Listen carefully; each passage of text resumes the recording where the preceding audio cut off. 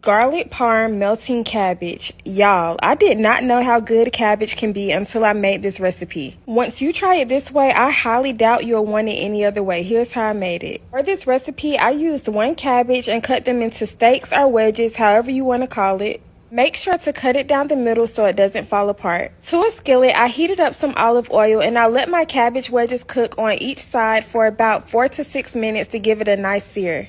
To that same skillet, I added a little butter and I sauteed half a small onion with garlic. Once my onions cooked down a bit, I then seasoned it and added a dollop of cream cheese. Once the cream cheese fully melted into the onions, I then added 2 cups of chicken broth. I gave it a whisk until fully combined and I added grated Parmesan cheese along with the cornstarch thickened. I then added my cabbage wedges back in and I let them bake in the oven on 350 for about 50 minutes and then broil high for about 5 minutes. I then topped it with more Parmesan cheese and parsley, and y'all, this was literally chef's kiss.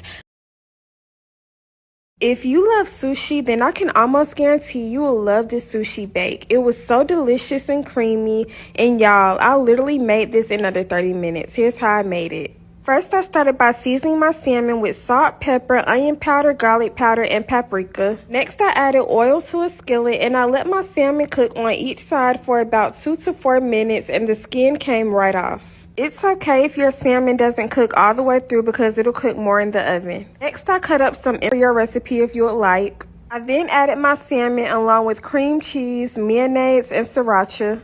I gave that a nice mix until all of my ingredients were fully combined, and to an oven-safe dish, I added my cooked rice, crushed up seaweed, and of course my crab and salmon mixture. I then let it bake in the oven on 380 for about 10 minutes. I took it out the oven and topped it with sriracha, spicy mayonnaise, scallions, jalapenos, and sesame seeds. Feel free to add as many or as little toppings. Lemon pepper is the best wing flavor, and this is not up for debate. I love mine extra crispy with extra lemon pepper. A lot of you have used this recipe, so I thought I'd run it back. Here's how I made it. First, I started by cutting my chicken wings. You can also leave them whole if you would like. I then seasoned them with the seasonings listed in the caption. I also added in hot sauce, and of course you gotta have the mustard.